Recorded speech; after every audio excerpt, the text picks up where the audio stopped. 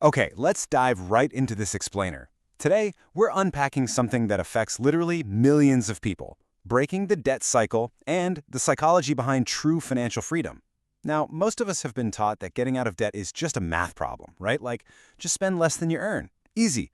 But as we're going to explore today, debt isn't just a math problem. It is an emotional trap. And the absolute best part is, once we actually understand how that trap works, we can systematically dismantle it. So, where did my money go? Tell me if this sounds familiar.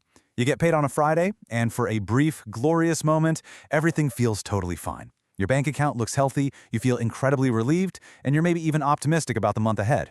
But then, life happens. The bills start arriving. The credit card, the car payment, those 5 streaming subscriptions you completely forgot you even signed up for. You have a rough week at work, so you order takeout just to treat yourself. And suddenly, it's Wednesday, and you're staring at your balance in an absolute panic. This brings us to what we call the Wednesday reality.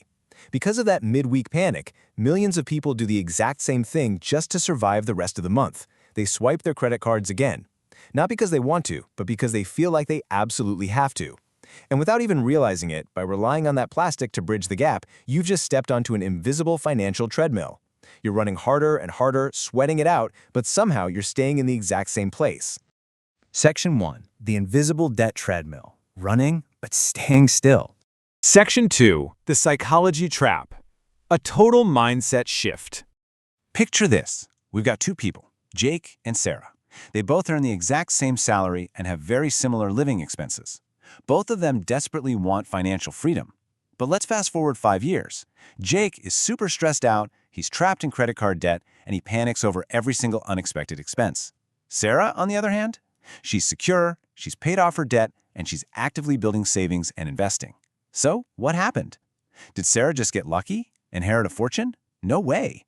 Getting out of debt isn't about suddenly making 6 figures. It really comes down to understanding how debt accumulates in the mind. Think about debt kind of like carrying a backpack.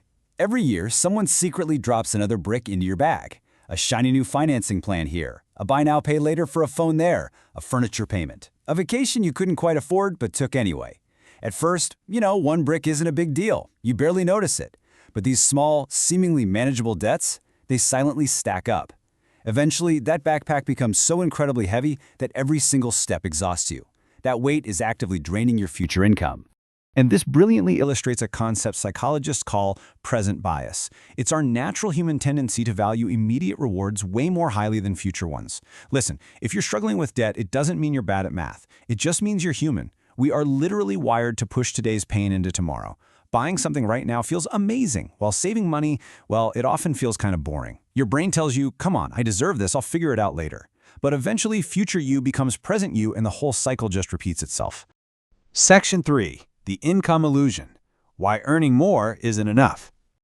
We really need to agitate the problem a bit here because there is this massive myth out there keeping incredibly intelligent people trapped.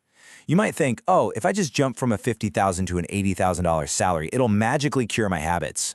Well, actually, scratch that, it won't. And that's all due to lifestyle inflation. This is the phenomenon where your living expenses rise perfectly in step with your increasing income. You get a raise, so you upgrade your apartment. You get a bonus, so you upgrade the car. It's a classic leaky bucket scenario. Sure, more water enters the bucket, but because the hole at the bottom just got bigger, more water leaves. Nothing actually changes. This is exactly why you see people making 6 figures who are still living paycheck to paycheck. So, what about strict budgeting? Right? We all know how this goes. Week 2, you are highly motivated. Month 1, you're a disciplined monk. But by month 2, reality hits, burnout sets in, and by month 3, you have given up entirely. Humans aren't robots. Treating a budget like a crash diet where you restrict all your fun and flexibility, it just leads to total exhaustion. A plan that works perfectly on a spreadsheet often fails in real life because it completely ignores human emotion. Section 4. The emotional root. Look at your behavior. You have to ask yourself a hard question. Why do I keep creating new debt? This was Sarah's pivotal realization. She realized she wasn't buying things because she actually needed them. She was buying things because she wanted temporary relief. Relief from a rough day at work, relief from boredom, or even relief from feeling left behind by her friends. The spending provided this short little burst of happiness, but the debt remained. So, the crucial point is this. Emotional awareness is a financial superpower. Recognizing that your debt is often just a symptom of emotional spending is the exact insight you need to finally break this pattern. Once you recognize the true root of the behavior, that's when you can actually change it. Section 5. The Path to Freedom. Building a Sustainable System. Remember, consistency always beats intensity. Think of your finances like an overflowing bathtub. You cannot possibly empty it if the faucet is still blasting water. So here is the sustainable way out. Step 1. Stop adding new debt. To turn off the water. Step 2. Build a small emergency fund. Step 3. Focus on consistent payments. And Step 4. Create distance from impulse spending. Let's talk about Step 2 for a second. You don't need thousands of dollars or 6 months of expenses right away. A target of just $500 to $1,000 is incredibly accessible, and it actually breaks the cycle. Why?